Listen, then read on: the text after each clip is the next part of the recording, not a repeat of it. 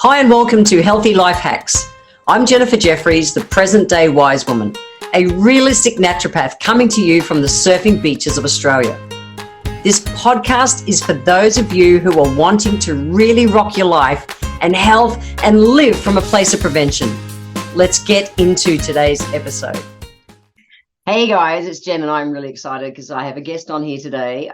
It is the 3-year anniversary of my podcast. 3 years, more than 160 episodes. And I put it out there on social media to say that one person would be selected who's been a listener and has left a review and stuff that would get to ask me anything. I don't know if I should be nervous or not, but we have Deb Parsonage here with us today, who is an Aussie. Be nervous. You should be nervous. And I should be nervous because she's got a list of questions. So before we jump into the questions, do you want to just, I don't know, do a 1 minute? Who are you? Where do you live? And what do you do? You're a doggy lady. I'm a dog trainer, and we do like a little bit of a holistic thing where we work with food and animals, health as well, but also dog training. My world is dogs, full of dogs. And I live in the Oaks, which is just south of Sydney. Okay, very cool. Yeah. Awesome. Okay, are you ready? Oh, you really just want to jump in and ask these questions. I'm thinking about this. Oh, Dad. All right, you ready? 3, 2, 1. Yeah, I'm ready. What is your first question? I have no idea what she's going to ask, guys. This is just half an hour of my time to ask me anything. Let's go. Well, I hope it's valuable. Anyway, what would you say to people who are skeptical about natural alternatives? Oh, that's a good one. Yeah. What would I say? I would say if you've been doing everything you've been doing and your body, physically, emotionally, mentally, life, all those things are not rocking, bloody hell, give it a go. Yeah. Because I see people who, and I think back to the days when I was in the pharmacy industry, and I remember this one day so well because computers were just coming in the 80s. And we were in the pharmacy, and this woman came in for a script, and the pharmacist, we'd just been started to track things, with their drugs they were on. And she was being prescribed a 12th drug. And the pharmacist showed me, she said, if that first drug had just been changed, all those contraindications they were now having more drugs for wouldn't have had to have happened, including this latest drug. And I went, wow. Like, that was crazy. And so, yeah, if everything is rocking the way you want it to, awesome. And you're doing your conventional medicine thing, that's great. But if it's not, why not at least have a look at natural stuff? I came from the pharmacy world to the natural world, and a lot of it challenged my mind at the time. But, I burned out my adrenal glands working in the bloody pharmacy industry where I could self-medicate with every drug and everything that was possible. And I was in a big hole. So, I would say just give it a go. Have a look. It sure as hell. And then you can still go back doing your druggy things and that if you want. But I love prevention. That's probably the big difference, is that natural stuff is all about sort it now and work from prevention, where drug is just always going to be on when something goes wrong. It's that quick fix, isn't it? People want that. And there's no real quick fix. There's no real quick fix at the end of the day. Yeah. Okay, that's the first one done. Okay, that wasn't so bad. Next one. What's been your biggest personal struggle that you've had to overcome or work on to be the person you are today? The first one that comes to mind is actually to learn to ask for help. Mm-hmm. I was raised to be a really strong, independent woman. I had to survive my childhood, so to speak. And so I just learned that at the end of the day, I had to look after me. Mm. And so learning the value of community, learning the value of having others to help help me in the journey has been a game changer for me. So I use it all the time now, even if I go to the shops, and I think I've done a podcast on it at some stage. If I go to or I've talked it amongst a podcast. Even if I go to the shops, and I have a list of things I want to buy, I'll go to a shop assistant and look them in the eye and ask them, nicely where they can help me find it.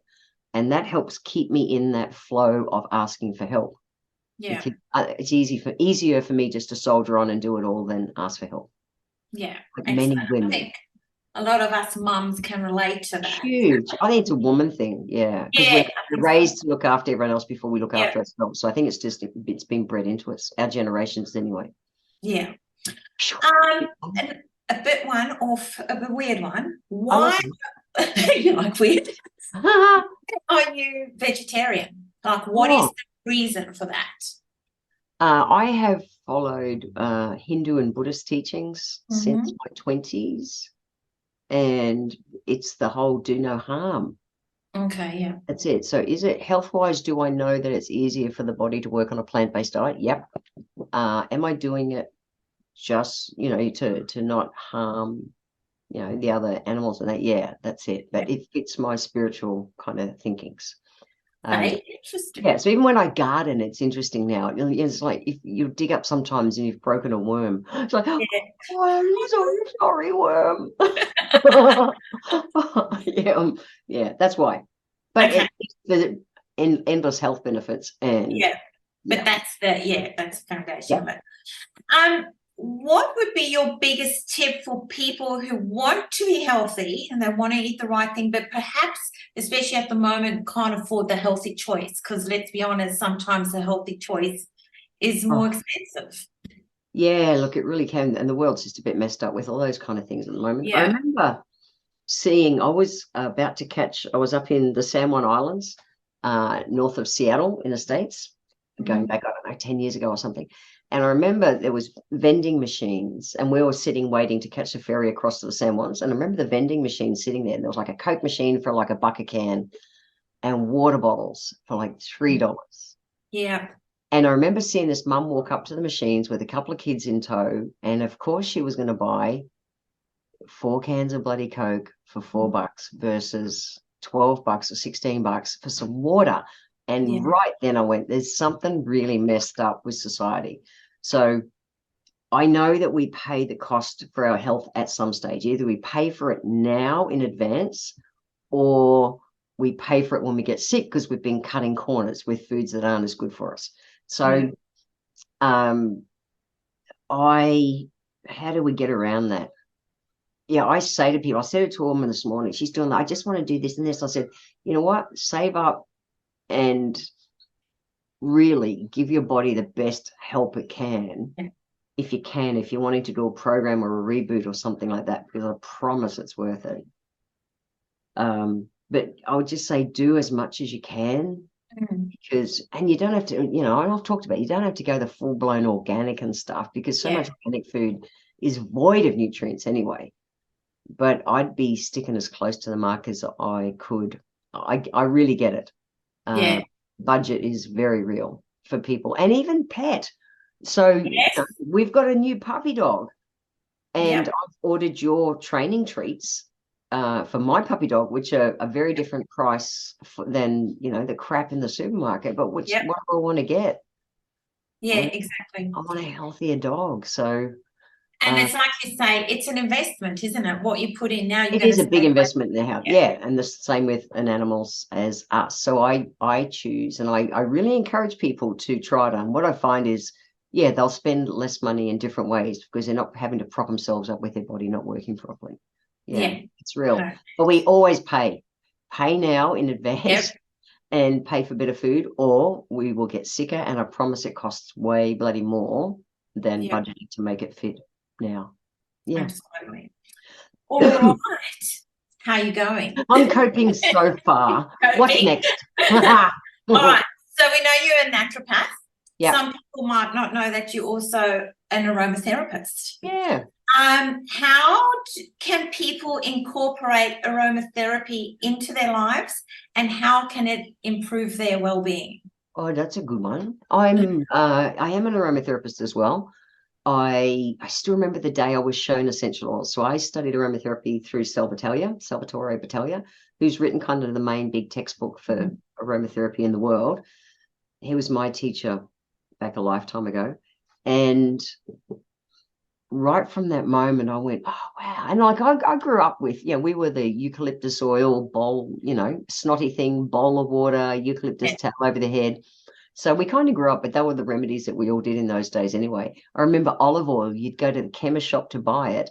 and mum would put a couple of drops of warm olive oil in your ear if you had an earache. Yeah. You never bought olive oil in the supermarket. No. Oh, wow. Yeah, yeah, I know. It was like a little 100 ml bottle. I still remember the bottle. So, as far as aromatherapy, it's the easiest modality to integrate into any area of your life. And I love aromatherapy. I love essential oils because they work on the physical and the emotional. Yeah. Our memories are linked into our sense of smell. And so even my aromatherapy insight cards, that book I wrote, is all about the emotional side of essential oils. So nutrition and all the things that we do as naturopaths are all great, but at some stage we're still emotional beings. So I love aromatherapy because, we can use lavender, which can help just calm the nervous system a bit, but we can also use it to help our environment, us feel safe in our environment. We can use, sweet orange to lighten our spirit if we're getting too serious and boring and things. So I love aromatherapy, the best out of all the modalities, because it works on physical and emotional. Yeah. And it really is. It's easy to integrate just into everyday life. Even at the moment, Darcy our little puppy dog is peeing where she wants. And I said to Alice, I went to, the pet shop yesterday, and they've got all these sprays and things for killing smells. And I went, I'm happy to make up my eucalyptus spray that I use on the floor when she pees in the wrong place. So it's just part of our everyday life. Yeah. It's Beautiful. just the easiest. Yeah. So because most of your listeners are sort of middle-aged and smart, they are actually 40 plus. Yes. So if you could go back to your 40-year-old, most people ask about 20-year-old, what advice would you give your 40-year-old? Interesting, because when I hit 40, was pretty much when I quit clinic. I quit being a naturopath in clinic when I hit 40. I did where am I going? What am I doing? What do I really, really want to do? And I went through an unhealthy stage where I went, wow, well, I'm 40. I should have more muscles and shit like that. Yeah. And I did a 3-month gym challenge. And I lived on, because I was, trying to build muscles in that kind of way, and that they taught in the gym in those days. And I was just eating nothing but egg white for breakfast and all these other kind of things. None of it was sustainable and none of it was bloody healthy. Yeah. So if I'd actually go to my 40-year-old self, I'd say stick to what you know and do what you do with balance the stress. Just live close to nature in balance and enjoy the ride, and that it just gets better. I remember hitting 40 and thinking, yay. And I joked to people, like, 40 is like being 20-year-olds. Yay. And it was liberating, because I struggled emotionally, I struggled in my 30s. You're not the 20-year-old kind of fun young thing anymore. And you're not that cool, little bit wiser 40-year-old. I really was emotionally lost in my 30s. It was really interesting. And then 50s, I just 60s now is just I bring on bloody 70. It just keeps getting better. I think I would just say it just keeps getting better. Stick to what you know. 80%, be healthy 80% of the time, really enjoy the ride. Because a lot of people don't make it to 60. Yeah. It's a sad truth, but a lot of people don't. Yeah. Yeah. All right. Excellent. Good advice. I got some 10 fast fire questions. Oh, you did fast fire. Hang on. Drink of water. Here I go. I'm ready. Yeah, get ready. Rapid fire. Go. Okay. Favorite song? Oh, Sugar Sugar by the Archies. Favorite quote? Nothing from our past has to influence our future unless we let it. Love it. Most adventurous thing you have done? I've jumped out of planes and all those kind of things in the past. But I'd say the most adventurous was that I actually walked the Camino, because it made me big. I chose to do it quiet and go inside. Yeah, love that. A book that everyone should read? The 4 Agreements, not negotiable. Yeah, I second that. Absolutely, absolutely. The person who has the most influence on you? At the moment, bloody Darcy. Darcy the puppy. See the puppy. I think the most influence on me is my own head. Yeah, good one. That would be my thought. It's not someone external, it's my own head. Yeah. Perfect holiday. Oh, surfing, beach, warm weather with my wife. Nice. Now, just going on aroma, nothing else. Okay. Yeah. Which essential oil is your favorite? Oh, Mogra, night scented jasmine, and Oh, tuberose would be, which is in the same family. Those really yeah, deep, luscious, syrupy florals. yeah. Yeah, jasmine, jasmine normal, jasmine mogra, which is night scented jasmine, or tuberose. Wow, Nice. luscious. Oh, great oils. The most peaceful country you have visited? I'd probably say Thailand, where I run my charity. So, Yeah, where the charity is, it's in the poorest farming community part of yeah, Thailand, and to sit down, by the river there, and there's nothing, there's no modern cons or anything. Yeah, it's a yeah. very simple life, but it's beautiful. Beautiful, nice. Best place you have surfed? Oh, I'd still be my local break here. Rainbow Bay, sitting off the point of Greenmount Point. There you go, where Greenmount meets Rainbow Bay. For me, that I've got that little break just there that I love. I can get a really nice long ride there. It's where Oh. I'm bravest. And the last one, and this is make or break. You've been learning Spanish, haven't you? Yeah, What is, and this could end our friendship. What yeah. is Go on. dog in Spanish? I don't know. Oh, dog. Is Yeah, that Pero? Something like that. I have no idea, so I'll give it to you. I'm pretty sure it's Pero. Cato's El Gato. Um. Uh. Oh, I'll forget off the top of my head.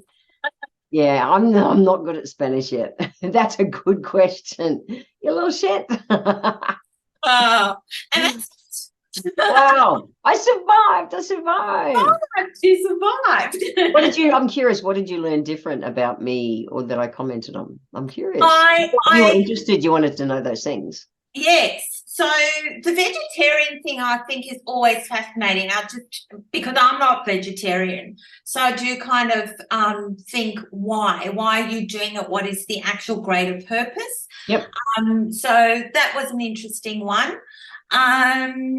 The aromatherapy I kind of knew, so but it was good to sort of just Get that as well. reiterate that. Yeah, because you're new Yeah. into aromatherapy. And then I think, yeah, your personal struggle, you have spoken about that before, but yeah, I think sometimes when you're speaking about it in third person, might not realize that you've actually lived it. You know what I mean? So Yeah, that that's really good. asking for help, yeah, you have spoken about it, but yeah, you have actually lived it. So that was good. So yeah, I think yeah, it was. And yeah, the 40-year-old self. That's a big one actually. Yeah, Because I think a lot of women that 40 it's a turning point, isn't it? it And is a turning. Yeah, kids start leaving home, not as dependent on you. And yeah, there is a bit of pressure, the grey hairs start coming out, all that kind of stuff. And yeah. you start changing physically and emotionally. Physically, and that you definitely start changing around that 40. Yeah. I remember my mum was 39 when I left home and went and joined the army. Like, she was young, and Yeah. here I was at 40, really successful in business, but left clinic because I was so frustrated in business. Yeah. Couldn't help and do what I wanted to do, and it was a real defining, what do I do?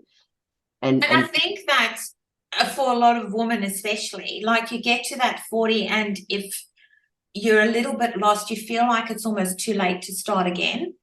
big Um, time. Yeah. yeah. And, I retrained as well. I was a school teacher and retrained. So, yeah, there's definitely that I'm too old to do this kind of thing out there. So, yeah, it's comforting to know that, if that's Yeah. the one thing you would say is just go for it and do it. It just gets better.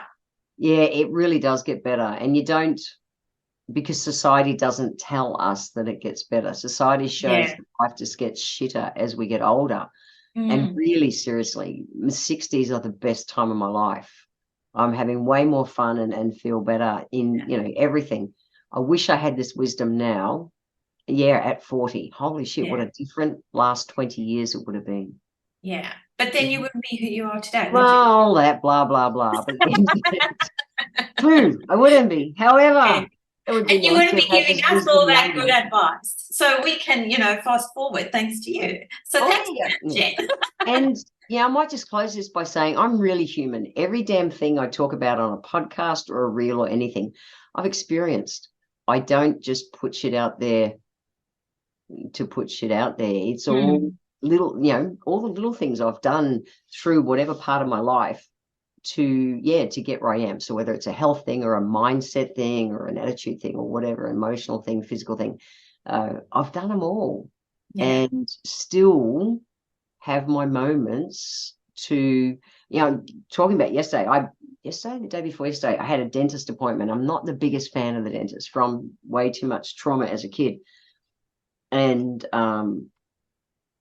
not the dentist day. I've had a couple of interesting days. The dentist day was one day, and I just wanted to come home and curl up in a ball. Yesterday, I've had a thing going on with my foot because I played tug of war with the dog. Yeah. And went to the doctor, and the doctor, I had MRIs on it. And the doctor just went, "Yeah, you just need cortisone shots." It's like, give me another fucking solution, mate. Like, really, I was like sulking. And driving home, I just thought, and emotionally, that default is still there. That default was emotionally, fuck that, not happy with that result, go and buy chocolate. Yeah. And I went dates as I drove past the service station, dates past the corner shop, dates, just get home and have a couple of dates, Jen. And I did. And I came home and had, a couple of dates as a healthy option to having a chocolate. My brain still goes to all those things, like I teach about, but I've built enough in that when I default, I've got, better control, that I can default to, I can put something healthy over it the majority of the time. So, I still have all those moments like everyone else does, I promise. I just built a different way to deal with them. So, hope that's helped. Did you enjoy that? It was super interesting. Thank you. Well, you're super interesting. And that's why actually in this next episode, we're going to have a chat, because you are a queen of doggy things. So we're going to sign out of this episode. Guys, hang on. The next episode, I'm going to pick Deb's brain, or we're going to talk about the mirroring between animal health and their owners. So if you've got a cat, dog, any kind of critter, we're going to talk all things animals and health. So tune into the next episode. Deb, thank you so much. You're welcome. Thank you for having me. And happy 3 years. Yay! I've done it. All right. See you guys. Yeah. I want to thank you for being here today. If you enjoyed my podcast, please let me know by leaving a review on Apple Podcast. Every month, I draw one lucky person who leaves a review, have a free 1-hour consultation with me. Be sure to subscribe to the show wherever you're tuning in from, so that you always catch the next episode. I welcome your emails, and you can write to me at podcast@healthylifehacks.com.au. Until next time, remember, when it comes to life, live it, love it, and get on with it.